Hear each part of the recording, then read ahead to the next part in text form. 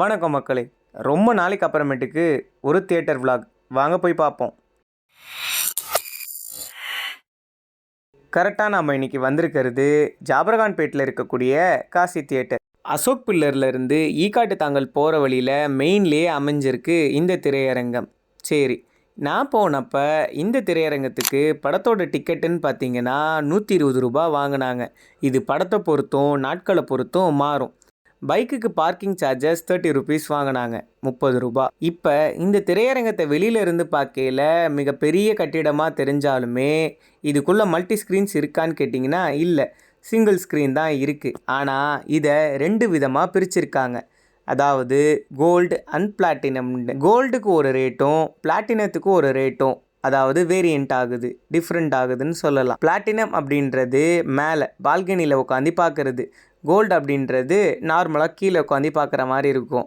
ஆனால் சீட்டோட கம்ஃபர்ட்டுக்கும் சீட்டுக்கும் எந்த ஒரு வித்தியாசமும் இல்லாமல் தான் அவங்க பண்ணியிருக்காங்க. பார்க்குற இடம் மட்டும் தான் வேறு. செக்கிங்லாம் முடிச்சுட்டு ஃபஸ்ட் ஃப்ளோரில் நம்ம உள்ள என்ட்ரன்ஸ் ஆகிட்டோம். இங்கே கோல்டுக்கான என்ட்ரன்ஸில் இப்படி தான் அமைப்புகள் இருக்குது. பார்த்தீங்கனாலே உங்களுக்கே தெரியும். மிகப்பெரிய திரை, கீழேருந்து மேலே திறக்கக்கூடிய ஸ்க்ரீன், அது மட்டும் இல்லாமல் Dolby Atmos audio and look எப்படி இருக்குன்னு பார்த்தீங்களா? அடடடடடா! ஒரு சீட்டுக்கும் இன்னொரு சீட்டுக்கும் உள்ள இடைவெளி அப்படின்றது ஓரளவுக்கு ஓகேவாக இருந்தாலுமே இவங்க கம்ஃபர்ட்டில் எந்தவித குறையும் வைக்கலன்னே சொல்லலாம். சவுண்ட் சிஸ்டம் எப்படி இருக்குன்னு நீங்களே கேளுங்க. With 96% in 12th standard board exams, let's welcome on stage our student D. Raghavan to receive gold medal for securing center in computer science.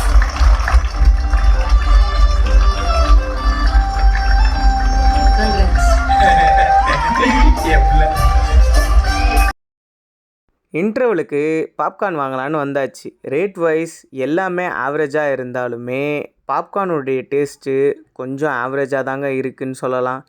Okay, காசுக்கு ஏற்ற மாதிரி தான் ஸ்நாக்ஸோடைய டேஸ்ட்டும் இருக்கும் அப்படின்னு சொல்லி நீங்கள் நினைக்கலாம். இதை விட இன்னும் பெட்டராகவே மற்ற திரையரங்களை கொடுத்துக்கிட்டு இருக்காங்க. டேஸ்ட் வைஸ் இவங்க இன்னும் கொஞ்சம் இம்ப்ரூவ்மெண்ட் பண்ணணும். வாங்க இப்போ மேலே போயிட்டு பிளாட்டினம் எப்படி இருக்குது அப்படின்னு சொல்லிட்டு காட்டுறேன். பிளாட்டினம் உள்ள என்ட்ரன்ஸ் ஆன உடனே ஸ்டெப்ஸில் ஏறி நம்ம மேலே வந்துடுறோம். வந்த உடனே நம்ம திரையரங்கத்தை பார்க்கக்கூடிய அமைப்புகள் இப்படி தான் இருக்குது. மேலே என்ட்ரன்ஸ் ஆன உடனே சென்டரில் ஸ்க்ரீன் என்னவோ அழகாக பிரம்மாண்டமாக தெரிஞ்சாலுமே மேலே அந்த ப்ரொஜெக்ஷன் இருக்குது பார்த்தீங்களா, அந்த இடத்துலேருந்து பார்க்கல ஸ்க்ரீன் ரொம்ப கீழே இருக்கிற மாதிரி ஒரு ஃபீலை தருது. ஆனால் இந்த கால நடைமுறைக்கு ஏற்றவாறு புதிய புதிய டெக்னாலஜிகளை கொண்டு வந்து அசத்திருக்காங்கன்னே சொல்லலாம்.